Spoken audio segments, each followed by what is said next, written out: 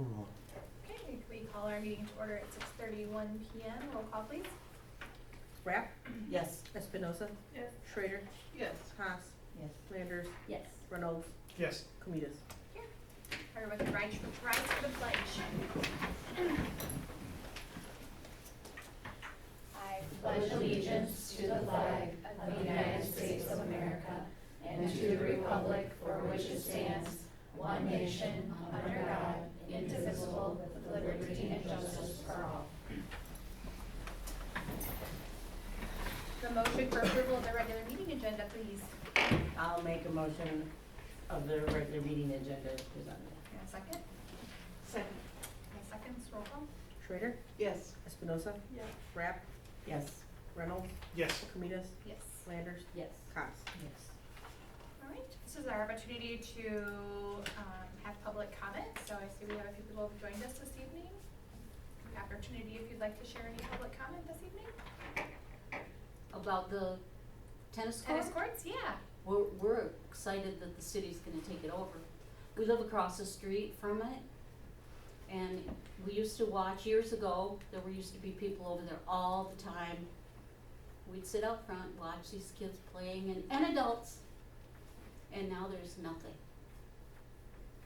Yeah. nothing. People take their dogs in there to walk them and poop and pee. But that's about it, so we are very happy that this is happening. Part of it. Good. It's, I would love to see them bring this tennis court back to life. I mean, we lived over there probably 40 years, across the street from the tennis court. And it's fun to see people come in there and play golf with their families and friends.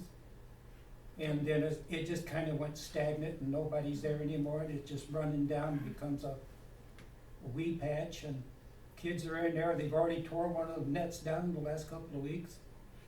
They get in there riding their bikes, running into the tennis courts. Well, we chase them away a lot. Yeah, there's many of them, I chased many of the kids off that golf course for, It's tennis court. yeah, tennis courts, I'm sorry, you know. So you guys Same might way be as the the neighborhood football field. patrol for I see it, them out right? there doing We Mr. are. Well, a couple weeks ago, there were a bunch of kids over by the track over there. They had the garbage cans out and they were kicking them around. So I let the dog out and I yelled over there, "Hey, stop it!" They took off running. Good job. Well, thank you. You're our bonus security, volunteer security team. Yeah, I appreciate don't it. try to be hall monitor over there, but I see kids up to mischief, I run them out of the golf Sure. course. And some of them are willing to go, sometimes you have to threaten them, the police are gonna come and get them, then they leave, then, you know. It's just I hate to see kids go there and destroy it, because so many kids use it. And there's the avid tennis players over there will tell you, these are the best golf courses, they're the ones in this new high school. And the reason for that is Strobel Avenue Golf Course doesn't have the wind problem that the high school has. Wow. Yeah, yeah. Well, thank you for sharing your opinions tonight. I did also receive 5 emails and 1 in-person visit from community members. All 6 of the encounters were all positive and supportive. 2 also lived nearly adjacent and appreciated the opportunity to have the revitalization of a rundown area. So that is what we have received as far as public feedback to this point. But thank you very much. We'll be voting on that in just a little bit. Nothing else as far as public comment that you're aware of? No, ma'am. Okay. Could we have a motion for consent agenda, please? I'll make a motion to approve the consent agenda, including 5.1 disposition of minutes for October 2025, 5.2 payment of bills, 5.3 district treasurer's report, 5.4 in-person activity fund report, cafeteria report, 5.5 the personnel report, 5.6 authorized payment of remaining routine bills, November 2025 bills. And a second? And a second roll call? Haas, Yes. Landers, Yes. Reynolds, Yes. Comitas, Yes. Schrader, Yes. Espinosa, Yes. Rapp. Yes. 6.1 FOIA requests. No new FOIA requests. Moving on to 6.2 administrator reports. Yeah, the only thing I want to add before we start with our presentations is we had a really robust Veterans Day lineup. Each building doing quite a few things. I know that I've already had some correspondence with the high school district about maybe doing something cooperatively next year. So I think that we're going to make, we've always done a nice job in the past of coordinating different activities, and we're gonna make sure that we give attention to that in the future as well. Thank you. Alright. And now we'll start with Blackstone. Get the clicker? You get the clicker. Hi, thank you. Thank you. Appreciate it. All right, hi everybody. I'm going to talk to you about one of our new programs that we have in Blackstone this year that's come out of our school improvement program. Every year at Blackstone, we have a school improvement committee, and it's made up of various teachers that are on there. And we look at things that we want to try to improve within our building, and what we do to figure that out, what we need to work on, is we do a needs assessment survey. And so some of the questions we ask all of our staff each year, we want to know about like our school programs, we want to know about technology, building and grounds, professional development, curriculum, and staff and student wellness. So we want feedback on what's working, what we could maybe change, what we could maybe add. We've had a ton of stuff come out of this in the last several years. After we do the needs assessment survey, we take those results and we sit down as a team and we look at, okay, what goals do we have? Typically we have 3 to 4 goals per year. Like the technology piece, we'll take that to our district tech committee. Professional development, we'll take that to, like if it's building stuff we can do, we will do it within our building, but bigger things like we'll take to the district professional development committee and talk about this is what we're needing, this is what teachers want. So we get a wealth of information. So from last year's needs assessment survey and this year's, one of the things that we talked about was attendance. I know this is just being at the IPA conference in October, this was kind of a topic amongst a lot of administrators, that attendance is becoming more and more of an issue in schools and getting kids to come to school. So my school improvement team, we wrote a goal last year that we worked on last year, and we are continuing this year. And one of the goals was to improve student attendance, to decrease chronic truancy and chronic absenteeism rates. Tyler's gonna give you all those numbers in a little bit, so I won't steal his thunder. But we want kids in school. We also are very much aware that these kids at Blackstone are 5, 6, 7 years old. So it's more the parents than it is the kids getting them to school. But we want to talk about it with kids. We want kids to be excited to come to school.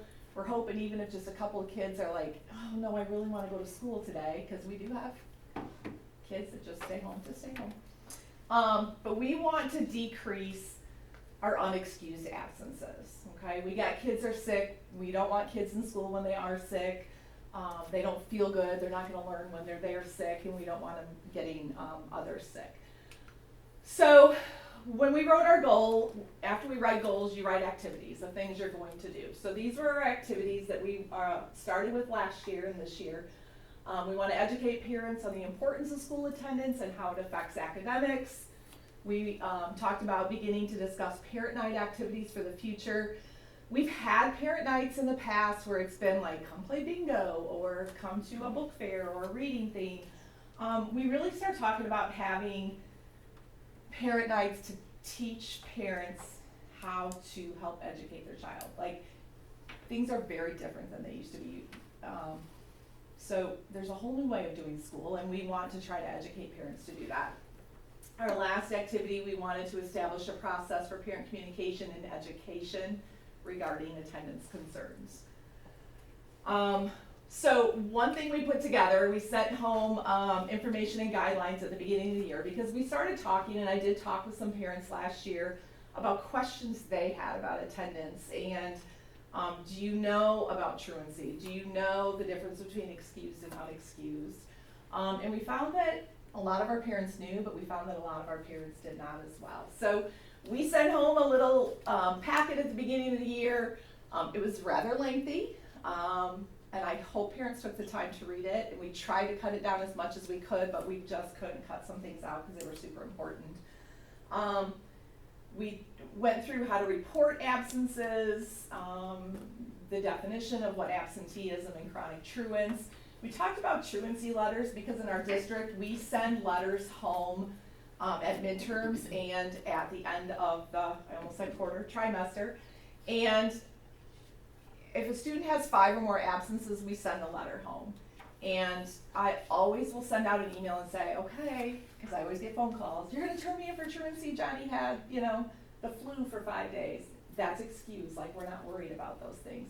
And I say, believe it or not, I send those letters home and some kids are up to 40.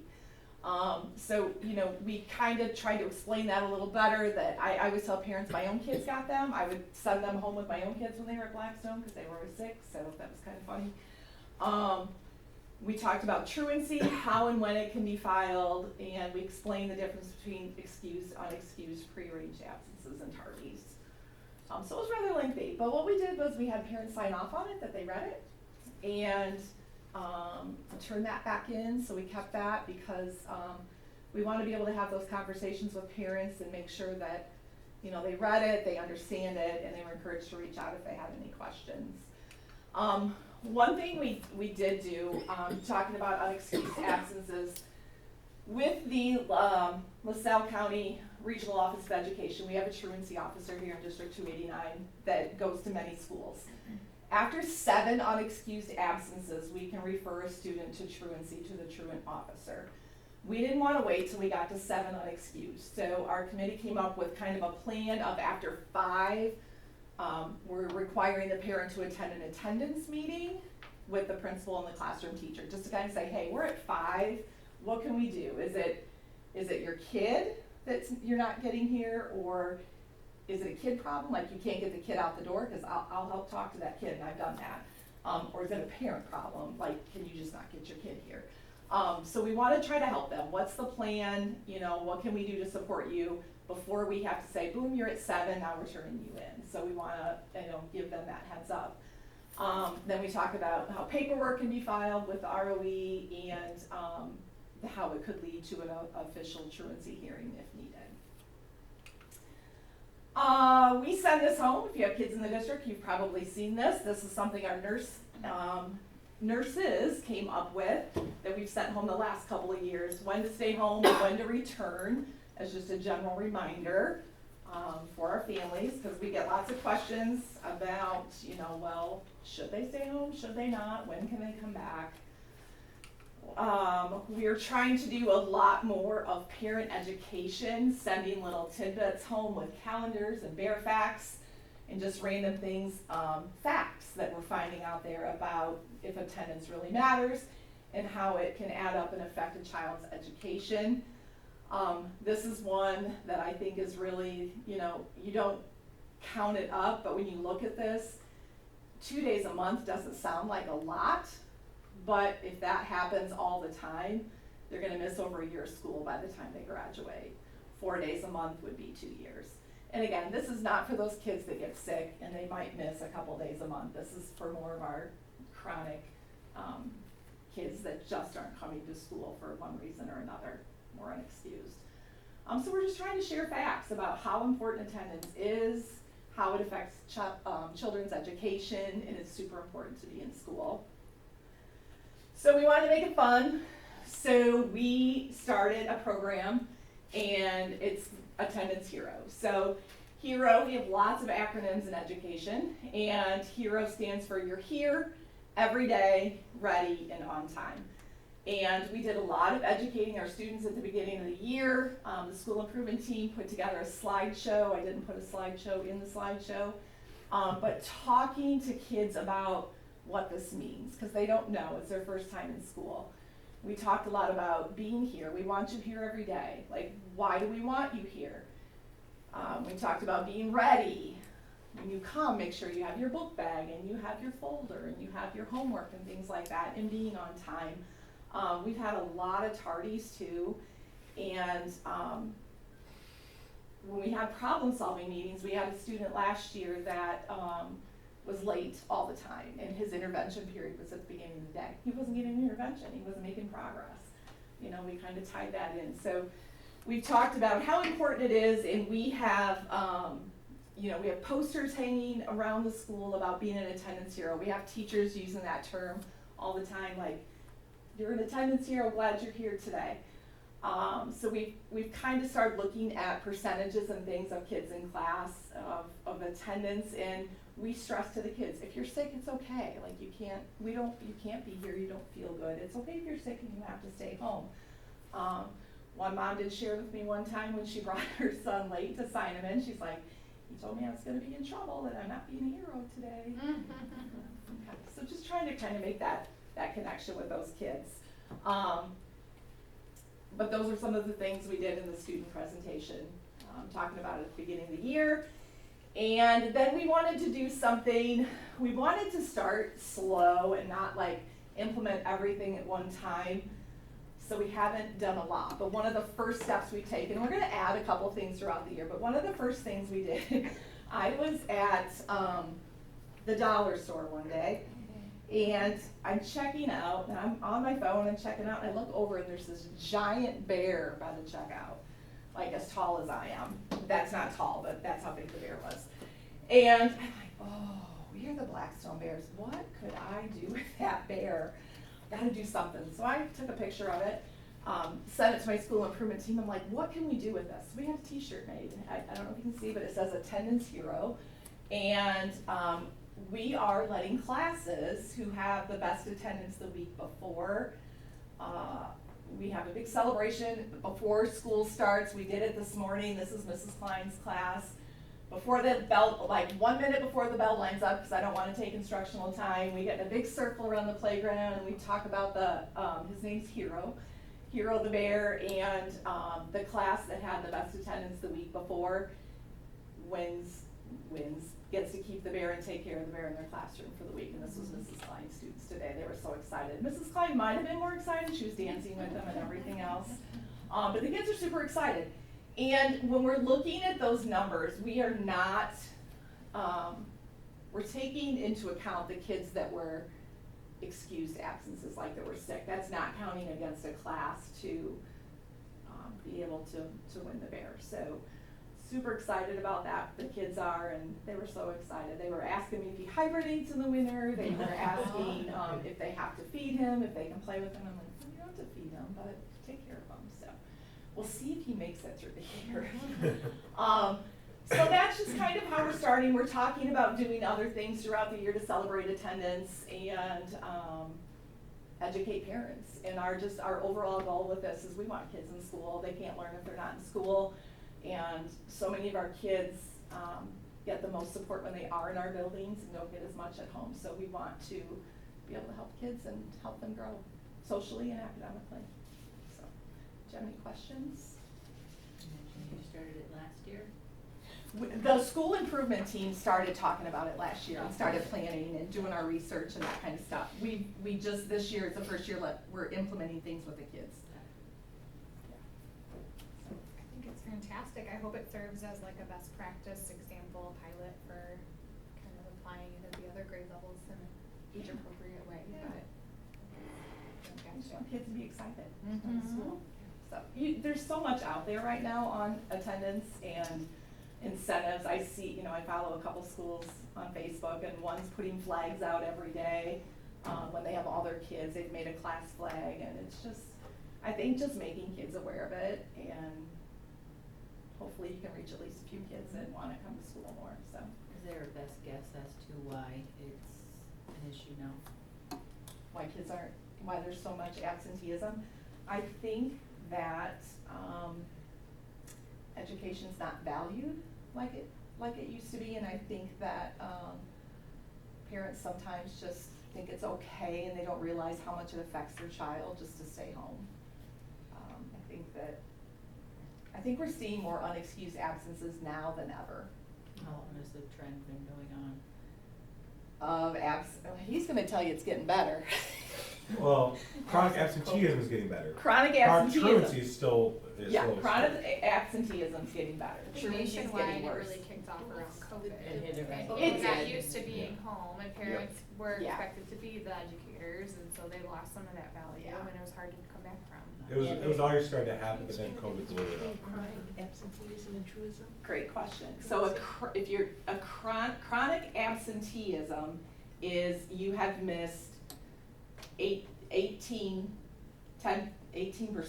Yeah. of your days throughout the year. So they could all be excused absences, but you're chronically absent. Yeah. Like even if you're sick, you're considered chronically absent because you've missed 10% of the days of school. Okay, so Chronic that's- truancy then kicks in when it's unexcused and, yeah, yeah. Yep. And there are those special circumstances where kids miss a lot of days, you know, they're in the hospital, they've had an injury, a major illness, that's going to happen and that's understandable, so. We really have taken a look at why kids are missing and trying to help improve that. Well, I know we've had conversations around too, sorry, I don't want to. No, mess with you're- that. Appointments happen, right? Like, my kid has to go to orthodontist, it's only open during the school day. But don't take the whole day, go for what you need, come back, like, being smart with appointments as best you can, like, again, every hour in school is vital.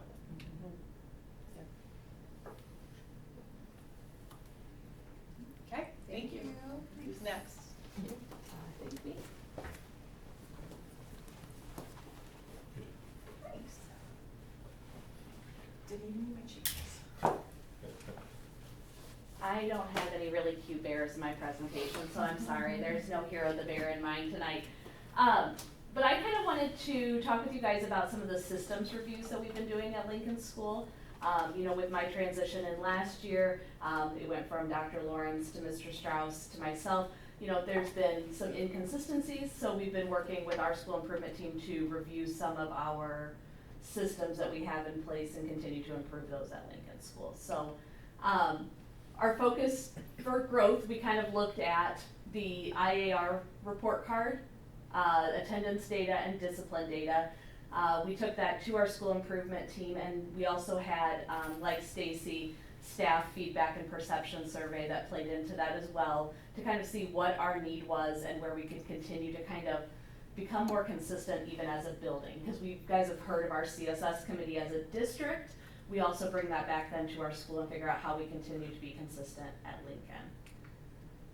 So two of the areas that we kind of focused in on were a consistent discipline system and then improved communication systems or kind of more improved norms as a building. And so that's what we are starting this year kind of honing in on. We identified these at the end of last year, and now this is what we are kind of coming up with a plan to target. So something that staff mentioned in their perception is they wanted to ensure that there was consistency when they were responding to student behavior. So through CSS, we have our pause system that we use with our students, and that's used in every K through 4 classroom. 5th through 8th grade uses X's, but that's kind of the classroom system that they lose pause for certain classroom behaviors. We also have MIRs, which are minor infractions that happen that the teacher then sends home. We also have ODRs, which are office referrals. But when we looked at kind of this whole thing, there was a lot of questions of what is what? Like, what is a token? What is an MIR? What is an ODR? And there was a lot of kind of inconsistencies on how teachers were following that. We had a behavior matrix, but it was basically just, here's office managed behaviors, and here is classroom managed behaviors, and that still left a lot of questions. So we needed to kind of define communication and the responsibilities and next steps that the adults would take in those processes. When I went to the IAR conference just in October, I sat in on a presentation from another school, and they presented their behavior matrix, and it was like, light bulb moment. And so I brought that back to my Paw Pride team, because they're kind of my team that we focus in on the behavior systems, and we really refined that for our school. So rather than just having office managed and classroom managed behaviors, we broke our behaviors into 4 levels. So the level 1 behaviors are going to be those minor redirectable behaviors in the classroom. These are off-task talking, students being out of turn, or sometimes like just the shutdowns and refusal to work head on the desk. Level 2 are gonna be our repeated patterned behaviors. These are behaviors that continue after we've tried to intervene in the classroom, and these are where teachers will document with an MIR. Level 3 behaviors are our significant disruptions or some of our safety concerns. These are immediate referrals to the office where I would then issue a student an ODR, and then level 4 are the severe unsafe threats. These are major infractions that require response and parent contact. Brad, do you mind opening up that link at the top so that I can kind of just show what this looks like? Here? Yep, Okay. thank you. So up at the top, this just really highlights what I just showed you. It kind of goes through 4 teachers. This is the teacher handout, the 4 levels. You know, it's kind of a disclaimer that this is ongoing. We have new behaviors every single month, it feels like, things that we haven't even thought about. So just because something isn't in this document doesn't mean that it may not fall into one of these categories.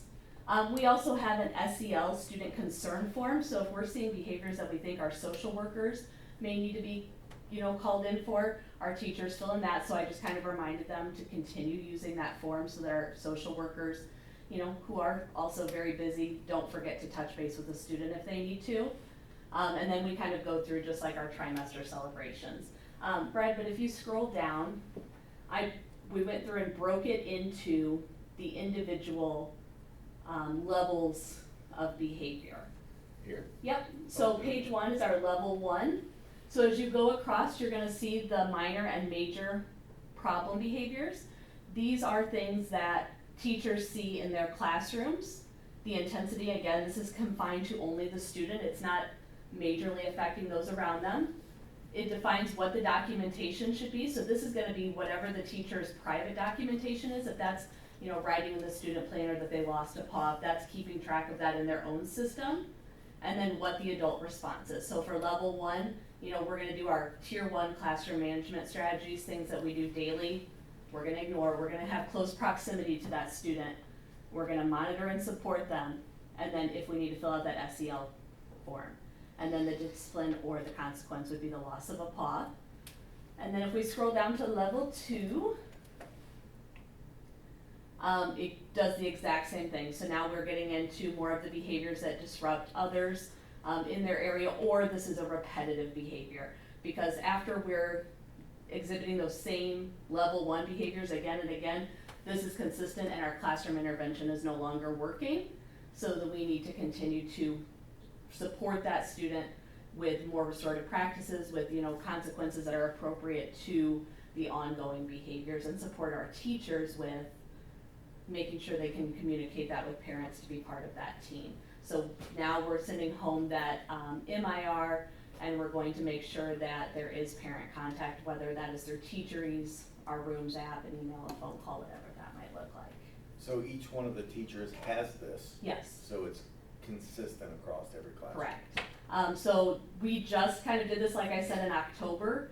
It was shared out at a staff meeting, just to kind of specify all of these behaviors that are listed in minor and major problems were already things that were on our matrix. It was now just kind of refining them as to where they fell in, you know, the whole setup of how we're gonna handle those. And then they brought these back to teams after our October staff meeting and said, hey, here are other behaviors that we're pretty consistently seeing, like academic dishonesty, cheating, you know, where does that fall in this? And so then we added those into that matrix as well.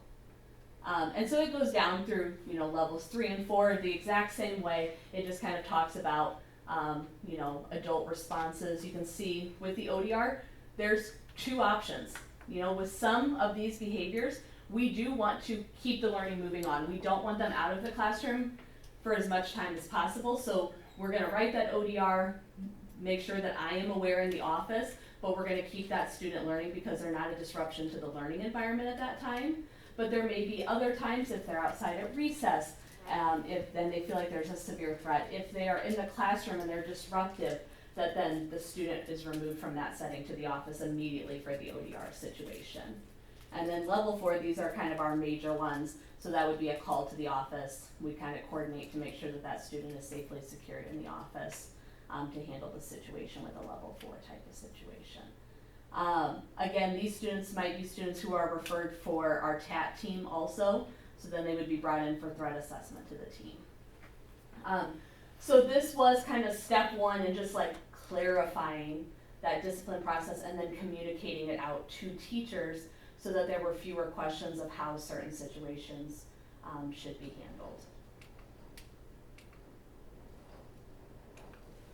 Okay. So kind of the next step is looking at utilizing our committees better for communication systems at Lincoln School. Very honestly, I walked into all of these different committees and figuring out what each of them, how to utilize each of them, relying on Stacy and Paula to kind of model how they're using them at both Blackstone and Northbrook, and then utilize ours effectively. So our school improvement team right now, again, we're focusing on our ECRIS data. So those are, our data for our IER, our Fast Bridge, and then really looking at setting goals academically with that team, and that's what we're starting this year is that review. And then again, reviewing our norms and communication systems. If we, as simple as recess, we had a conversation that, what a second grade team has as their recess rules versus what the fourth grade team has as their recess rules. We don't think of those things until someone else new has to come in and, they're giving kids ODRs or MIRs for something that, may not be the norm that's expected. So we want to make sure that that's communicated out to anyone who may need that information. And so that increased communication of the norms is also important. And then our PAW Pride Committee, we're really reviewing our current behavior systems. Again, we have the PAW tokens that was created through the CSS District Committee. We've had conversations that by fourth grade, some of that buy-in to the token system isn't there. The reward system isn't working as much. So how do we then model or shift to a system more like what Northbrook has for our fourth graders so that it is more developmentally appropriate for them? That's not something that's going to necessarily happen tomorrow that we're going to be able to shift, but looking at the big picture of how we continue to evolve this program and make it appropriate for our students and our teachers so that, it is effective because, right now, very honestly, there's spots that it's not effective, and so we want to continue to improve that. And again, I'm sorry I don't have any fun bears for you, but systems is just as exciting. That's all I have. Do you have any questions for me? Was the survey that we got back before these teams and meetings and what you're addressing now, or after? I would say probably during. My guess is the survey was done October, give or take. Probably the first part of October, if I had to guess. And so with that, we look at communication being a big one that was identified as an area of improvement. And so we continue to find what is it about communication that we need. And I think the biggest one is the norms and just knowing what's expected versus it having to be told in every situation. Once that system is there, once the guidelines are there, I feel like that culture then will improve then in that area is kind of the hope, so. I was just gonna ask, the matrix and that, Stacy, do you have something like that at Blackstone? So we Sorry. you're fine, all three buildings, years ago developed like a T-chart. Yes. Minor, major, yep, and then the flow chart of if this happens, yes, no. Okay. So we have that. Elissa shared, I didn't go to the same session that Elissa went to, so I didn't see that presentation. I was at a different one, but she did share that, but we haven't looked at it yet. I'm just wondering, maybe it's something like district-wide across all the buildings, you know what I mean? And so that there's not questions of, like, everybody in all three buildings in the district, this is where it falls. We Yeah. have you're familiar with PBIS? Yes. So we have the, non-funded version of PBIS. Yes, yeah, I got that. So we follow exactly Yeah. what that is and have the same norms and expectation and teaching the expectations and, Yeah. pretty defined, so. That was my same comment of why, I would really want this expectation of behaviors and responses and the attendance stuff of what you were talking about, so I think when you talk about situations and issues and student behavior responses and attendance are both clearly systemic issues nationwide, that the response should be as much as possible consistent across the district. And if one building pilots something and it's going well, then use it as best practice and expand it out. But it's not gonna be great if it's different, because like you said, it's hard when you go from the second grade recess to the fourth grade recess, but then what happens when it was okay in fourth grade and it's not in fifth grade, or the response is so different. That's the great thing about having that CSS committee is so then, you know, even I'll hear something and then I can go back to Stacy and be like, okay, so I need you to explain what you're doing at Blackstone, because then we need to carry that over here, because sometimes you don't even realize that you get living and, you know, you get running your building, or you get, you know, just in there and you're like, oh, we need to make sure that we're carrying that through. So that CSS committee has been fantastic for those type of things that, you know, I hear about her program and then we can carry those things through, so I agree. Yeah, and I've said this, I think, before, I think hearing from the kids would be an excellent idea too. I know it's really hard for first to second grade, but absolutely from like fourth to fifth and then even fifth into sixth, and understanding like how they felt supported, what felt different, what was hard, because it's so hard for them to make those transitions, and what can we do to continue to make it more and more consistent so it doesn't feel like going from a completely different world, because it does. Yeah. And I know that the committee's helping, but when you're a parent of all three, it's like 3 entirely different school districts that you're going to, whether it's the frequency of communications, the reactions to behaviors, the events that happen, like it's just so different building by building. Yeah, I know we just had a big fifth grade student survey on just that. Good. Yeah, that's just within the last Good. couple weeks. Good. I have to remember to ask Paul about it next month. Good. Thank you. All right, thank you. Mr. Pierce? Want the clicker? Nope, I'm with paper. Nice. Take Kill that, some Laura. trees. Thank you.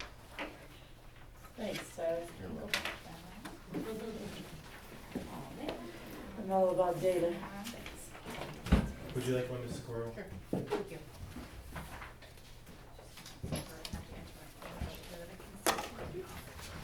Would you guys like one? Absolutely. Look at that. Perfect amount of copy. Who doesn't love data? Like you do. You have one for you? Before I go over my presentation, I do want to just kind of acknowledge, we did have a Title III state monitoring. It's a lovely process for the ESL bilingual programming. There's a lot of paper documentation that was due in October, then today with the on-site visitors. And we'll get their feedback in about 40 days, and we develop a plan to fix any deficiencies or anything like that. But they were both so incredibly complimentary to this district. They met with all the administrators, they met with 2 teachers every building, they toured stuff. They came in last night, ate in town both nights, both days, drove around. Like, they just had nothing but great things to say about this community, our district, and how we embrace our Hispanic and EL population. And really, just love to see that it's such a part of who we are in Mendota. And we're even able to put a little extra feather in the cap at the end there. We shared the video that they had made from the Historical Museum and Society about past Mendota. They're like, that's amazing. And they're like, we're gonna share that with the state superintendent. So, putting Mendota on the map, I think our soccer team did that, but. I just wanna say, so again, then that goes all to you guys, it goes to these ladies, Brad, all the administrators, teachers. We don't talk enough about our EL programming, but we are doing amazing things. Our scores are doing great. I'll be happy to come back and talk about that another night. I'm gonna try to make this as brief as possible for you guys. I know it's a long night for you guys, and long days. Kind of want to hit a couple highlights coming from the state report card, a little bit about IAR, and some of the changes kind of happening across the board and that stuff. So the LA report card came out at the end of October. The good news, all 3 buildings are commendable. That's the middle of the road rating. About 70 to 80% of all districts in the state fall into that. Northbrook, which a couple years ago got a targeted designation because of our special ed population underscoring a little bit. And since that point, we made some changes. We had to come up with a plan. We get a little grant money to help focus on that. But we've been commendable ever since then, and you can kind of see the ratings over the years going up. We're 15 points higher than we were when we first targeted. So Northbrook's doing great there. I do want to highlight the chronic absenteeism, as Stacy was mentioning. I know Teresa's talking about, like, you know, it really did take off around COVID. You know, whether that's, you know, parents not caring, whether it's kids not caring, parents letting kids not care, like there's a whole lot of things there, there's no one thing. But since that peak of right around COVID, that A-Day, B-Day year, if you were in the district, where every other than I think Blackstone was A-Day, B-Day, we had 42% of our kids were missing 18 days or more. And again, chronic absenteeism is excused or unexcused, it's just days gone, days not getting academic resources. We've had that, we're down to 19.8, that's still too high, but it is definitely trending pretty strongly in the right way. And it's things like what Stacy's doing, and I know Alyssa has conversations with parents, and you know, we do have a great truancy officer, David Lawson, but again, they've been really proactive. I know Paul is doing that too. We're trying to find those things, like, and I think one of the best things is really getting the kids to want to be here and understand why it does matter. We work in pre-K over here. The kids light up when they're here. You know, it's not the kids' fault when they're not here. You know, if they're sick, that's one thing, but parents have to get their butts and get the kids here to school. And we work with them. We have those conversations when the kid's late routinely. It's like, hey, we know preschool is not required, but we have people on waiting lists who would bend over backwards to be here every day. Is it valuable time? We're setting these, you know, precedents, we're setting these routines. We talk about trying to teach them how to be a parent in the school district. Because we do have a lot of young parents. It's one of those things, I don't feel old at 43, then I see a parent at 22, and I'm like, oh man. So we are working with those things. So again, we're heading in the right direction. Before I talk about the IR and ISA, which is the state standardized testing for 3rd through 8th grade, there were some big changes this year. And we kind of talked a little bit last year that they were on the horizon. They officially happened this summer. So the IAR for ELA and math, it used to have the standard cut score of 750, which means if you scored 750 and above, you were proficient. They used the term met expectation or exceeded expectation. And it didn't matter if it was ELA or math, 750 was the magic number. Didn't matter if you were 3rd grade or 8th grade, 750 was the magic number for proficiency. The ISA used to be 799. I have no idea why they chose 799 instead of 800, but they did. That was the old system. They basically went through what's called renorming. They looked at so many different factors. The state would argue that historically, over the last decade or so, we had about the 4th highest expectation for proficiency in the nation. Now, that sounds awesome, but because the expectation was so high, we were telling people who would be proficient in 46 other states, you're not proficient. And these are still kids who could go on and be successful in college, all these things. So it was this push to kind of, let's renorm it, make it a more realistic score on what it means to be proficient. They also cleaned up, instead of having 5 divisions of scores, now it's 4. And so what happens now is, if you're looking at math, in 3rd grade, the cut score to be proficient starts at 732, to 735 in ELA, and it goes up a little bit every year, caps out at 745 for both subjects, ELA and math. Science, so instead of lowering the score to be proficient, science said, heck no, we're going the other way, 13 points higher. So now to be proficient in science, it's 812. And again, that means that in general, like, hey, the state's doing okay-ish in science, that we can kind of raise that. But it's also, there's not a whole lot of state comparable data for science tests, and we only do science tests in 5th and 8th grade. And that's one of the hardest, the reason we don't talk about it too much when we talk about IER data and stuff like that, one, it's a separate test, but because we don't have data for all the grades. And even then, you get a snapshot in 5th grade, and we'll see you again in 4 years. It's a hard thing to truly see. But we do think, you know, again, we can see the data that is heading in the right direction. So the reason this all matters, if you, I don't know if you've been on and looked at our school report card online or other schools, it used to have this cool function. You can go in and see, hey, look at your IAR scores for the last 5, 6, 7 years. Yeah. But now with the new scores, you can't compare them because it's completely different scoring. And so one of the things I've been warning, and you know, I'll be very clear of, suddenly it's a lower score to be proficient. So guess what? We had more kids be proficient. That makes sense. So you can't really compare. It's apples and oranges. But luckily, we work with ECRIS to help us crunch numbers, and that will be the next couple pages. They went back and looked at the last 4 years, so last year plus 3 beyond that, and took the new cut scores and applied it to all of those years. So you know, here the top part's the actual crunching the numbers, the bottom is the, you know, quick little, you can see where we're going. And so you can see, you know, are we growing? And so as a district, on that, we took a little dip in 2023, but we've gone up every year since. We are definitely trending in the right direction. And it's one of those things that we had data and grade level meetings over the last, well, I guess it's been a few weeks now, but for, you know, a few weeks there we had meetings. And we talked about data, we looked at data, we looked at IR scores for the grades that apply to, and we're trying to approach it like, hey, if your grade dipped in scores, what's going on? What can we do? You know, in 6th grade we saw a dip in math scores, so we're working with the teacher, we're talking about professional development, like what can we do to help support you, and have those conversations, because again, data's great, I love data, but if it doesn't indicate or help us guide our improvement, best practice, it's not gonna be helpful. Again, but one of the things we've been saying, all the stuff, we love ECRIS, I love IR data. Data is just the gray, the teachers, the admin, add the color. They're the ones who are working with the kids on the day in, day out. So I can see a kid's score in ECRIS and different programs, but I don't know what's going on with that kid. And so I was talking to one teacher and they're like, man, that kid is all about farming. All they talked about as soon as it got warm in the spring was being out on the farm. Cool. Are they fully engaged and want to take the IR test then? Maybe not. Or if the kid's absent a lot, or like those are things where the teachers know those conversations, or hey, that kid really struggles, particularly in math class. And so I'm surprised, you know, that they dipped a little bit. But those are things that, as we continue to use that data and use it more robustly, we're talking about giving teachers the ability to kind of look at the kids' scores. We talk about maybe using it as a way to motivate, like, hey, this is what this, you know, the program is saying that your projected score is. So how do we work to get you to that score? Or how do we get you to do better than that score? And so it's kind of a cool thing that we have that technology and ability. So we're going to try to really bring that into the classrooms over the next months and then next year. If you look at ELA, that's what we really want to see, especially in the district. We see that it trended up all 4 years in a row.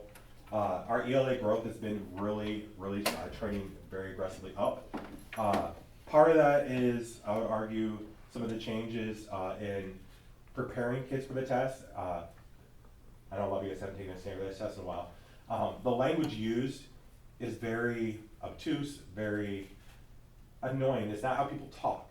So part of it is understanding what the heck is being asked in the question. And that's really important in math and science, but in ELA, like, okay, you want me to look at this paragraph, but what are you asking me to find? So one of the things we've done over the last few years is really worked with classrooms to incorporate strategies and how to approach those into every day, every unit kind of things. We don't want to teach to the test, but we want to teach the test taking skills. And so they incorporate that into their regular unit tests, and so it's just a normal part of what they're doing, so they have practice. So something we see on the big bad test, oh, I've done this. You know, so I think that's been one of the biggest things that's made a major difference for ELA. So we are definitely training well in ELA. But then at kind of the bottom, we're going to try to come out. One of the big things again with ECRIS is kind of great is that they can do numbers and magic that we can't. They have access to pull some information that we don't. And so one of the things we always talk about is how do we stack up to people like us, right? I mean, obviously we can see how we compare to the state average, which is helpful, but we want to see how do we compare to people in the same kind of boat we are. And so, you know, to give you an idea, we are in the 77th percentile for IEP population, which means we're way at the top. We have a higher percentage of IEP than almost, everybody except for 23% of the state. Same for low income. We're one of the higher percentage districts for low income.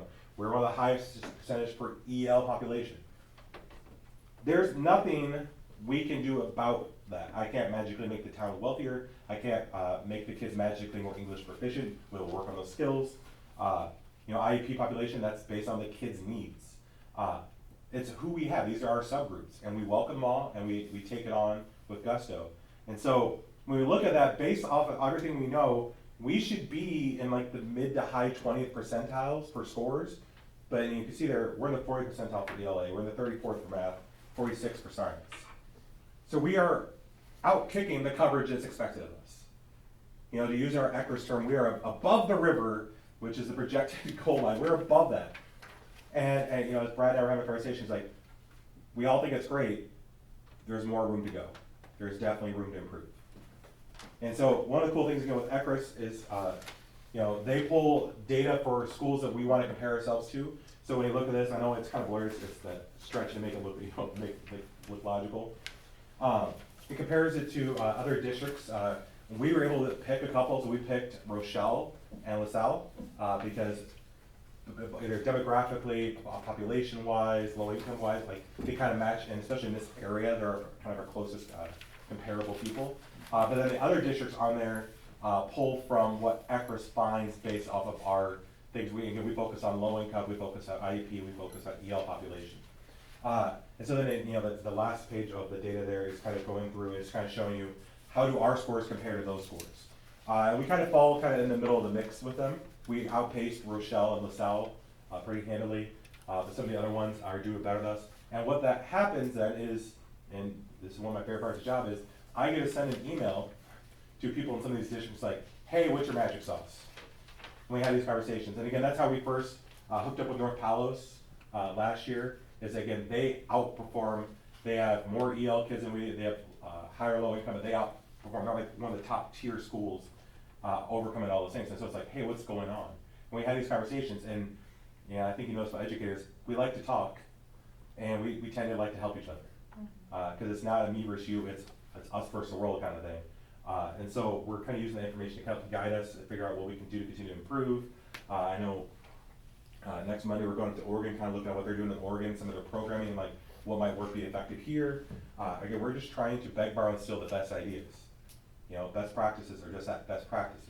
And what's cool is that you can take what they do and make it fit into your system, and you kind of go, we need to tweak it for this because we had this number of teachers versus this number of kids. And this really kind of guide a lot of our kind of creative thinking of how we're approaching it, how we're going to approach scheduling for next year.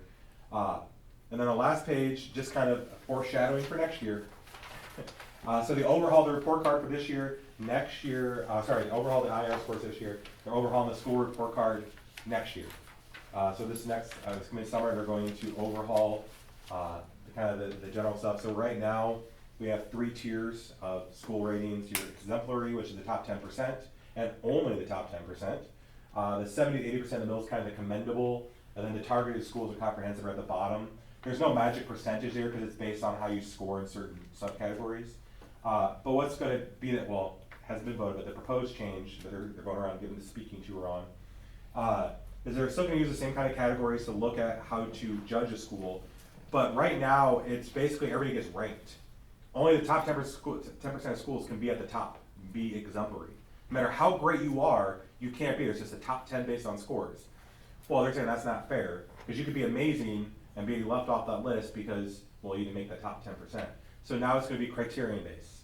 And so it doesn't matter what your score is, if you earn a top tier score, you are a top tier school. They're going to expand from 3 to 5 score ranges, but really 3 of them kind of fall into what today would be called commendable. They're going to make it a little bit clearer, like you're kind of like, it's kind of being high commendable versus low commendable. Like you're getting better, but you still have room for growth. There's still be the target at the bottom.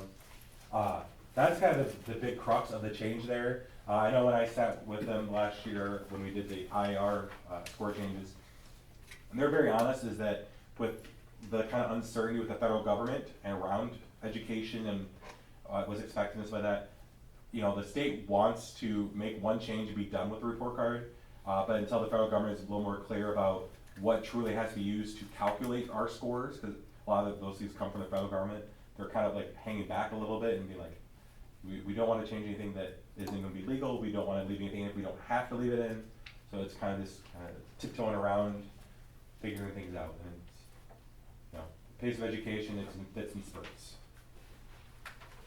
Is there any question on any of that? And again, I know it's kind of a disjointed, but I want to kind of hit the highlights. And I'm always happy if you have a question about data, whether it's this stuff, whether it's other stuff, like, hey, can you shoot me like more specific stuff? I love data. I will talk with you. I'll see you next week, and I can talk data with you how long or whatever. Like, I don't know. I think a couple of the things that Please a couple of things that I want to reinforce in our partnership with ECRA is, one, it's given us the tools to have really data-driven, specific conversations with teachers about their student outcomes and about what their students are learning or not learning. And so we've been able to start a lot of those conversations, and the more that the teachers start to use the platform itself, the more that they'll start to be able to use it, and try to figure out which pieces in the curriculum they need to emphasize more. So we're really excited about that part of it. And then the other one is the fact that these statistical models allow us to put all of our data into percentile ranks, which really does give you a really great comparison to be able to say, you know, out of 100 schools, you know, where would you rank in that percentile ranking? And if you're able to use that data, you know, Tyler had in here that district-wide in ELA we were at the 40th percentile, math we were at the 34th. Well, you look the year before, yeah, ELA were at 40. The year before that we were, you know, in the 30s, right? And so we're continuing to climb. We're at 34 in math, but the year before our percentile rank statewide was 27, and so we're continuing to climb. And so it's just great data that, yeah, like Tyler said, you know, we need to celebrate our successes, and we've got things headed in the right direction, but we've still got a lot of work to do. Tyler, I have a couple of questions. And I know that this might be like just a request for more data, but I was looking specifically in grade 6 in both ELA and math. Okay. I For noticed- last year or for just in general? In well, I was looking at this, yeah, the 2025, but comparing backwards, and for both ELA and math, it was the lowest score over a 4-year period in both. Yeah. And like significant decline, and then I looked like year over year of that grade's growth, and it doesn't seem like that, like it kind of seems like they're trending down year over year, that class of kiddos, when you follow that class year over year. Is that something you could give us some more information on? I can definitely look into it, and again, I know particularly like last year, it's so much easier when it's the junior high, because it's one teacher teaching the subject. You can and you can have that more focused conversation about like, hey, what didn't go right last year, or what do we need to focus on? And that we haven't been having those conversations with teachers, that we kind of notice these things. But that's definitely, you know, and just like we talked before, like with ECRO, that was kind of cool for too, is that we can track individual groups. Like again, there's still going to be underperforming groups and high performing groups. It's easier to track them than ever now than, you know, before I'd have to do all these spreadsheets trying to track them down the charts. But I'd be happy to get more information and kind of look at that. And, I would appreciate yeah. that. Well, and it'd be interesting to see if that's like a high IEP group, or, you know what I mean, high EL group. Right, or- but you, like, I guess what I was doing is I was looking both up and down and across, Yeah. which Yeah. shouldn't be that way then, because Yeah. the 6th grade is going down. yeah, you can kind of follow them this way Right, down the you stairs. could follow Yeah. them that way and then going straight down, like it was both Yeah. ways it was declined, so. Well, I know the conversation when I met with the 5th or 8th grade team, we were looking at this specific data. You know, you're talking about like, again, so like, if you're up here in 3rd grade in 2022, then that's your 4th grade score, that's your 5th grade. And so my conversation is, when you look at the percentile, if you're in the 40th percentile in 3rd grade, at worst, you would want them to be in the 40th percentile the next year, which means basically they grew, but they grew on par with the state. And so those are those conversations. If they're not growing at the rate of the state, what's going on? And again, sometimes you can pinpoint things to some degree of like, oh, we had teacher change, we had a curriculum. Like there are things that you can logically go, but then it's that further conversation. Like, okay, but what else is there? Like again, Right, you that do group look was at, yeah. 44% in Yeah. 3rd grade, then 21, then 26, and now 14, like that's Yeah. a huge 3 years from 4. Well, and it's a similar conversation when we talk about math, particularly, you know, and ELA, like the 7th grade ELA bump was huge, 8th grade was a really good bump too. Mhm. 7th grade math, it didn't matter, you know, over the years how they're trending, they all bump up in 7th grade. They could be trending down for 3 years and it's gonna bump up in 7th grade. We have one 7th grade math teacher. She does a lot of hard work, and again, I know the kids don't always love that. I know parents don't always love that, but like she's good for kids, you know, and it's a hard work. You know, it's a truly get you kind of ready for high school kind of moment, and it pays. And the results show, but it's also again one of those things where like it's a piece of the puzzle. And again, we do need to look at like what are the attendance rates. We need to look at you know, we do have some grades that have a couple more newcomers. They've been here for a couple of years now, but they struggle still, especially in ELA, but they can struggle in math as well. We do have one who's actually kind of really shining in in math right now because language isn't the barrier, because hey, I can do math in any language. which is cool to see. Yeah, I'd just be curious No, to know that's- what you find out about that one. And again, I mean it very sincerely, whether it's, you know, again, I'll look, for some information for you and share it with you. But if anybody else has their thoughts, whether it's now, 3 months from now, like, hey, do you have this information, like, please let me know, my job is here to serve. And now that that first audit's done, I got timing. Then access test and then everything. Thank you, Alright. Tyler. I appreciate it. Thank Yeah, thank you. Thanks, Tyler. I had no bear either. Okay, consideration for reports and committees, we do not have any. So action items, item 7.1, tentative tax levy. Yeah, so, just the, again, it's a 2-month process, and so to be able to have something down now, because then we'll go through the truth and taxation, advertisement process, this will give me an idea of what to, have on our December levy, and what that, truth and taxation hearing needs to look like. All I did was put together numbers based off previous philosophy, which was, that in 10-cent increments, the board was looking to, take the tax rate from $2.70 to $3. I also, just in my last update, put some comparables in there. Rochelle Elementary, LaSalle, Peru, Ottawa, just to kind of reinforce that this is a positive direction for the school. And so then the tentative levy that I put together had a projected tax rate of $2.99. Just want to know if there were any questions on that.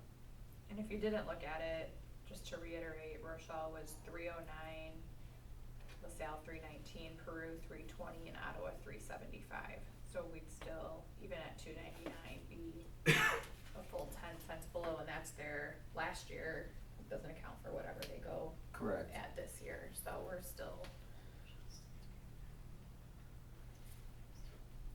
moving in the right direction. And again, this is just to the tentative, so that numbers can be ran and can start planning for the hearing. Yes, ma'am. Any questions about it?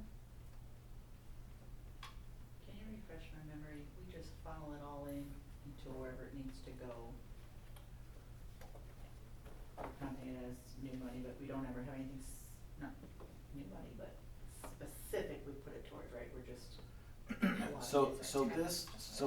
so this, levy, it's one of the most, kind of important times where it does strictly follow the fund accounting, system that schools must follow. So so of the $2.99, okay, specifically, there's $1.44 of that money specifically has to go into the education fund, okay? There'll be 40 cents of that specifically goes to pay off debt. There'll be 25 cents of that specifically has to go into building and maintenance, right? And so it tracks along each one of those. So in that sense, with no flexibility, right? Where we have flexibility is in our other revenues. Like the $4 million that we get in state aid, almost call it general state aid, that we can put anywhere, right? Our $2 million or $1 million now that we get in CPPRT money, we have greater flexibility in where we put that. But this is very much by fund. This is that graphic. Do you remember that graphic with the dollar bill? Yes, And it's like I did, sliced up? like, Yeah. remind me a little bit. Yep, Yep. yep, it's that one. Yep. And you can't, we always talked about with a levy, you can't go back and get what you lose because it's compounding itself as you go up, because there's limits on it every year. So if we go, it's kind of a yucky year, let's not do anything, we can't ever go back and get this year. It's now the new year, you lose that. So when for districts that truly don't need it, great, but districts that have needs like ours, when you look at what that does over the course of 10 or 12 years, that's millions of dollars that you can never go back and get. So again, we talked about the cost of doing business goes up. Costs more to employ people, it costs more to heat the buildings, it costs more to do our transportation, everything. So to expect us to be able to do the book of business at or below what it was previous years is, it's just kind of silly in my opinion.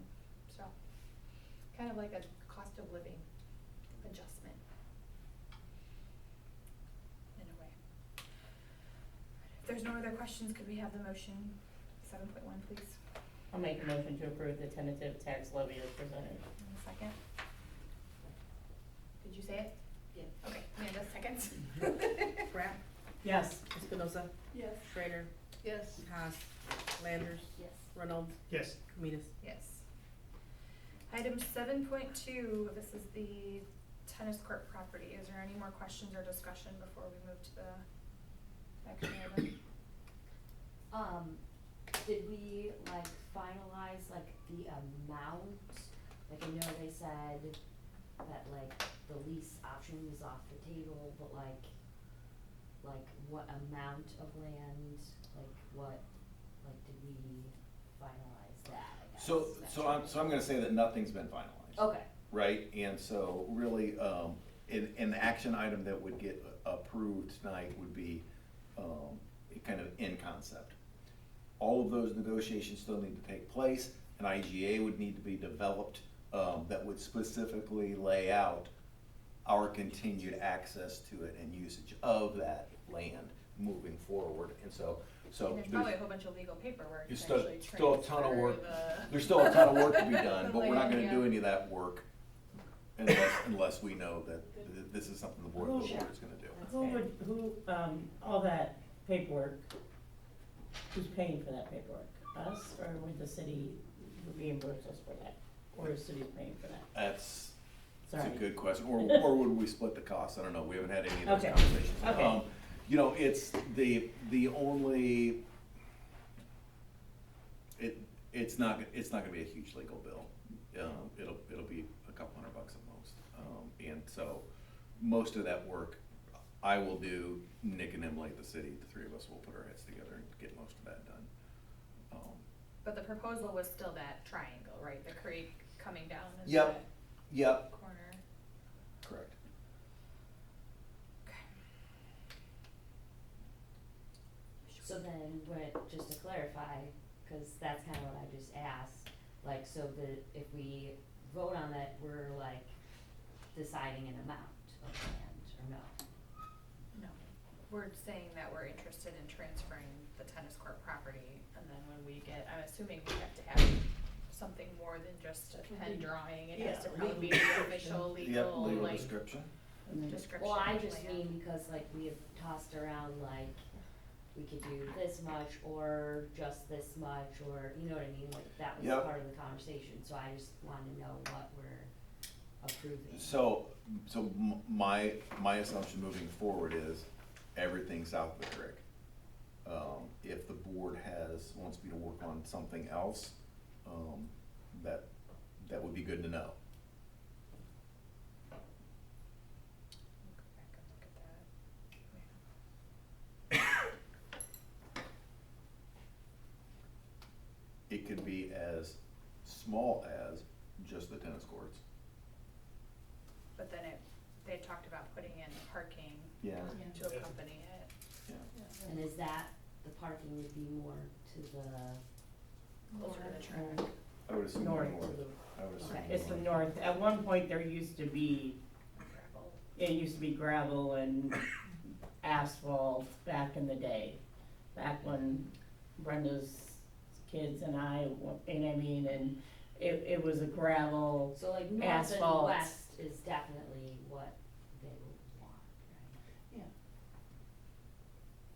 Of the tennis courts, right? Yeah, I don't know that the The smaller creek is piece just that's- there, like just there, Mhm. right? Cause the creek's like right, separates the Right, edge of the yeah, parking creek lot goes here, and the then main like the parking lot driveway, yeah. behind the stadium and the bleachers, and then you've got the creek. Here's a section of land. Tennis courts are kind of the back of that. yeah. So bumps if they into put a those parking houses. lot between the creek and the Yeah. tennis courts, and there'd be the tennis courts, there really wouldn't be a lot of like extra. Yes. I don't, yeah, and I don't know that they would do And I think anything with the, that- As long as it doesn't interfere with the shot put correct. Yeah. area. And Correct. that has been brought up Yep. repeatedly, you know, so that'll be a consideration. Cause at one point there used to be asphalt and gravel there, cause that's where, when teams would play Yeah. and came and played, or high schoolers drove their car over there after practice, that's where they parked, was on that gravel and that asphalt, cause at one point it used to be asphalt, and then, you know, then it became gravel and, so.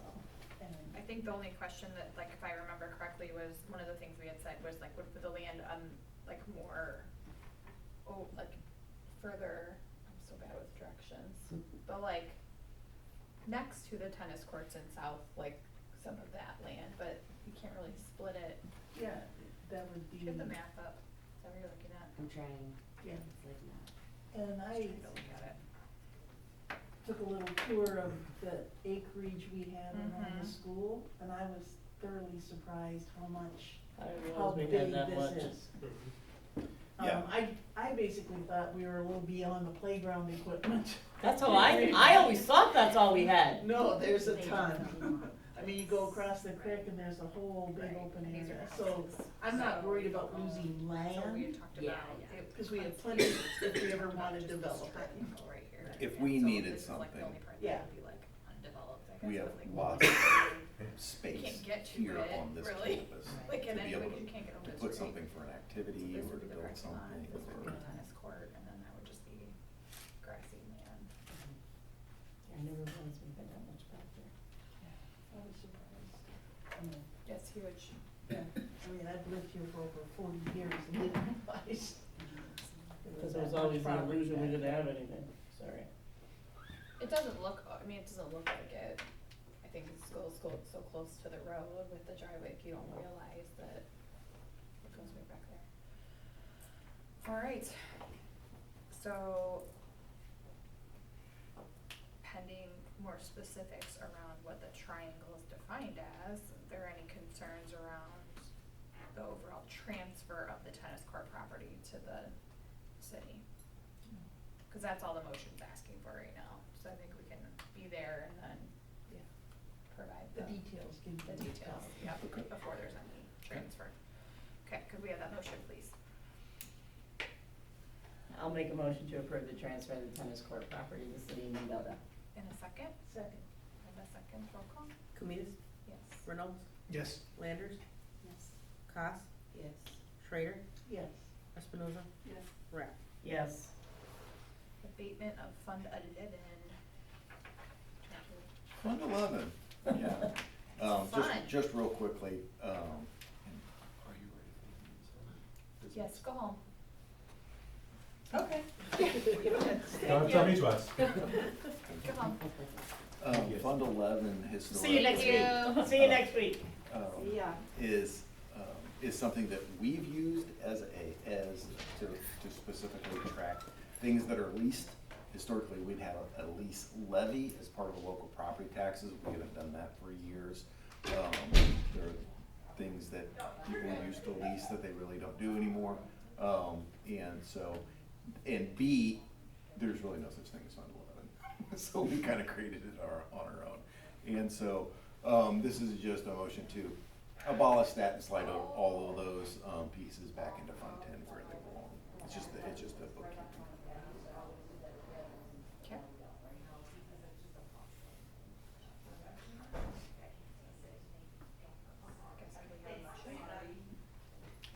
Sure, to approve the abatement of Fund 11. Second, Second. your roll call? Rapp, Yes. Espinoza, Yes. Schrader, Yes. Cos, Landers, Yes. Reynolds, Yes. Kumitas. Yes. Tracker on that girl. So annually, we have our school maintenance grant, and so it's a $50,000 matching grant with the state of Illinois. And so you basically have to certify that you're gonna do, a $100,000 project. You have to put in 50, the state will match another 50. We have, some floor work upcoming this summer that I've already started conversations with JRP Wegman on. The end of the 5th grade hall and then in 1st grade as well. Both places are carpet that's in not so great shape. Both areas really need to be tiled. And at first you're like, tile in 1st grade. The 1st grade teachers, when Principal Kelly was talking to them, were super excited about it. And kind of historically, we've always had some minor humidity issues in the 1st grade wing, and the tile will really help with that as well. And so that's kind of the slated. It'll definitely be more than 100,000. You know, I guess be 150 or something like that. We will have hard numbers from JRP Wegman yet, but then this will certify that that'll be our project that our maintenance will go towards. Is it all the 1st grade classrooms, since that's the old Blackstone? Yep. Okay. My kid was supposed to show up, and he never did, and all the 8th graders are home already, so that's what keeps changing my phone. Do you need to go? Yeah. You He can took go. his phone away, so that's why he can't get a hold of me, so it's my fault. We do it to ourselves, don't we, Amanda? Feel free to go if you need to go. Sorry. It'll be okay. I was just expecting to see him at some point, and I never did. Probably lost in the property in the back. Just playing at the There's tennis plenty of courts. it. He's probably at the tennis courts. It's in the crick. Okay, so, and hopefully the state does it, cause you know, one time, like 12 years ago, they approved all the maintenance grants for several years and never paid them out, but as long as it's work that we were planning on doing anyways and not new money that we weren't planning on spending. Yeah, we're gonna do this Benefit. regardless. Works as a benefit. Yep, it's a part of our, I don't know if you recall years ago, we developed a facility plan, and it's in lockstep with that. Perfect. Okay, we have a motion for 7.4. I'll make a motion to authorize administration to submit the maintenance grant as presented. Second, I have a second. and roll call. Cletus? Reynolds? Yes. Schrader? Yes. Landers? Yes. Spinoza? Yes. Rapp? Yes. Pizza. Okay, so we have some discussion items, the library partnership. Yeah, I just wanted to put it in front of you that had some great conversations with the director over the library. In the past, we have had grant funding just to provide free library cards for non-library resident families. That's the right way to say it. That'd be me. There you go. And so, And Tim. and so we had it so, all you had to do was go and sign up and you got basically a free library card.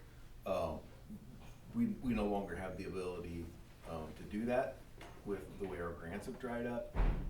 But we still want to make sure that especially our low-income students that might be non-residents can still go and have access to the library. So the conversations that I've had with the library is to how to make that happen and how to limit it to low-income students. And so those are the ongoing conversations. And it would only be those that requested it. Correct. Okay. Well, We wouldn't like buy them for everybody and then. no, so the way the mechanism that we're looking at doing is when a student registers and we register them as not a student that doesn't have to pay fees because of their family's financial situation, then as a part of the registration process, they would also get a certified certificate that says, oh, by the way, if you take this to of course, if they're a non-resident, then the student can take that certified certificate to the library and get Okay, a card. so we would only be doing the ones that actually follow through and go to the library to get Correct. the card. Correct. And how we, can I interject Of here? course, you know more than I do. In previous grants, we simply, if they would ask, we would take their application, write it down, and issue them cards. We didn't, everybody that came in, we didn't say, hey, you want a free card? We didn't do that. Because number one, we don't wanna give out cards, we want people giving the cards to actually use them. I mean, Mhm. and it worked really well. And the thing is, we also, if you are out of district, it's $82 per family per year.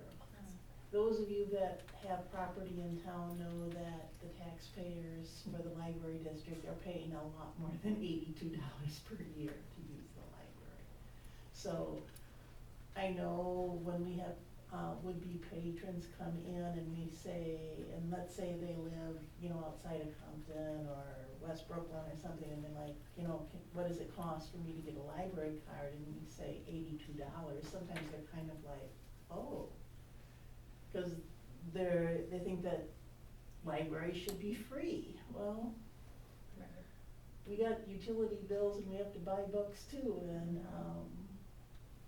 we are facing with so many things, the funding has been cut, and so this is, I think, the solution that you're coming up with is going to be very workable for a lot of our families. Yeah, and I mean, quite honestly, I'd be stunned if we have 2 or 3 dozen kids that do this, right? But I would hate for any of our kids to not be able to continue to be a passionate reader just because their family doesn't have the money to be able to So get a library card. do we have something worked out? Cause I know it would be per family normally, but if it's just per, It'll be Per just, student. this will be just per student. so it would be less than the family Yep, membership then? yep, and we have not finalized any of those conversations as to what that dollar figure is, but, you know, I'll be honest with you, I mean, this isn't gonna cost us $1,000. Right. But I think it's, I would hate for one of those kids to Oh, for not sure. have that opportunity. So I have a question alongside that. So if a teacher in the building, in one of the buildings, has a desire to get books from the library, She has to have a card. The individual teacher can check out those. We do not check out to the district or to a classroom. okay, that's why I was just wondering, because a lot of libraries and a lot of have where the district has a card that the district can.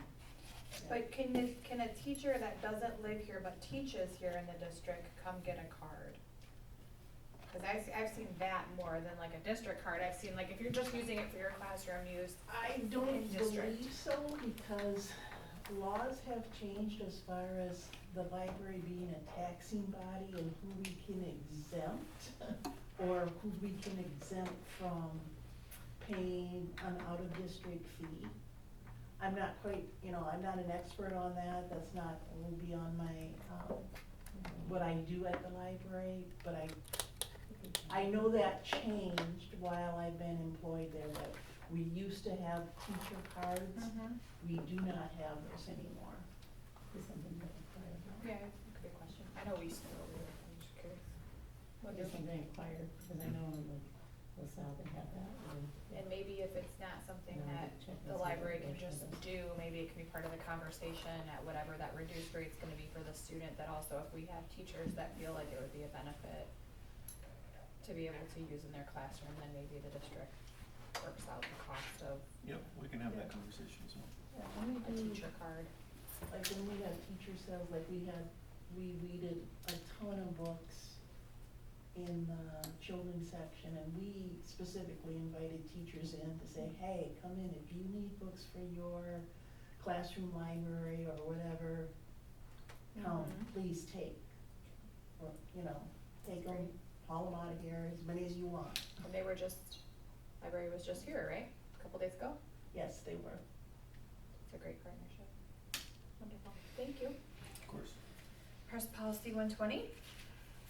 Found it, emailed it to you today, printed you off a copy in front of you. Nothing particularly controversial, lots of updates on, immigration, operations and safety, personnel issues, curriculum, attendance, student records. So if you get bored, we'll read through that in the next month. If you have a question, let me know. Otherwise, we'll have it as an action item in December. So is this considered first read right now? Yes, ma'am. So will you then, I actually haven't even read this one yet. I have my- Sometimes we highlight the changes for us, but you're saying that's what, there wasn't a lot, seems to be a lot, is it mostly the foot? No. Okay. Okay, I'll read it. Yeah, and if there are a couple things that people wanna go into greater detail on, and we wanna have another reading in December and not adopt till January, whatever pace you wanna do. None of that's. But we're pretty much like 100% We like are these 100% policies, cross so. policy, yeah. Correct. It's all developed by School Board Association lawyers. Right. Yeah, Yeah, I it's knew all that. I developed just that didn't- way, it's just sometimes a policy tells you, you must have in place a plan for blah, blah, blah, and so it's like, we might pass the policy, but then if we don't do the thing it just We called for. wanna make sure we did our homework Right, and right, just so say, yeah, before we'll we do pass it, I'm that. always like, I wanna make sure that I No. actually read that we For sure. did what we said we were gonna do. Okay. So if anyone has questions on press, bring them before next month. And then the association survey. In general terms, the association every fall, does an anonymous survey with the teaching staff. And, this last one was, sent to you. Just under 40% of our teaching staff submitted a response to the survey. To try to make the information as usable as possible, to have as good communication as we can. I've already contacted our association co-presidents. We're gonna have a labor management meeting in the near future as a follow-up to this, to see if we can't make some of this in a form that we can actually make some improvements off of with what our processes are, so. I did ask the question of, did they at least ask which building, because the data set that we were given didn't break that down, they said they did, so that will help guide your conversation a little bit. Most definitely, most right? definitely. Yeah, and from a from a building perspective, I think there were 10 respondents from Blackstone, 11 from Lincoln, and 10 from Northbrook. And what's our total staff? I think we have 78 staff, and I think there were 31 respondents, so.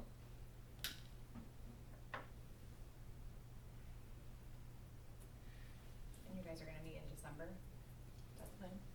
That meeting date has not been set, but it will be in the near future. And they'll provide an update back to us after Of course, that. of course.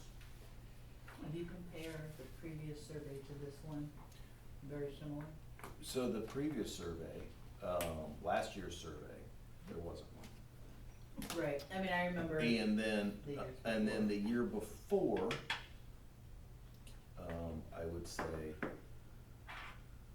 the survey results were significantly different. Yeah, one building.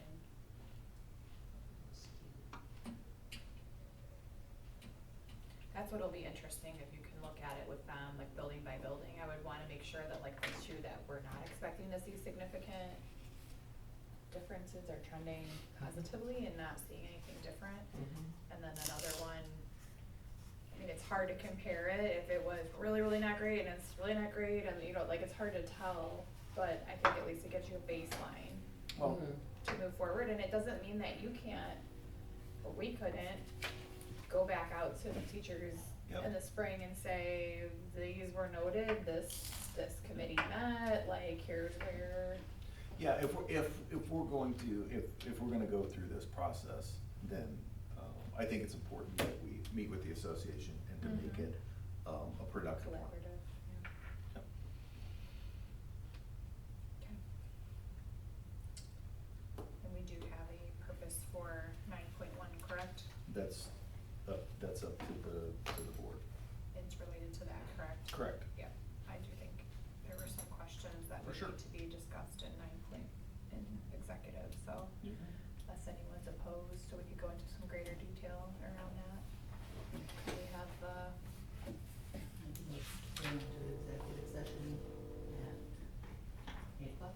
for the discussion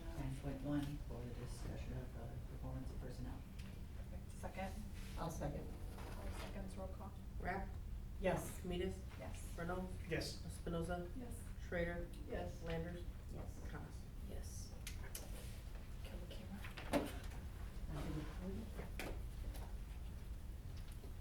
I gotta stand.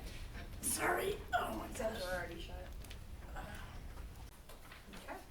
We are back in open session and in time to have a motion to adjourn.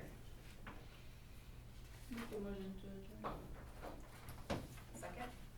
I'll second. Roll, or, all in favor? Any opposed? Alright, we're done. Anything, Brad, you would like to add in regards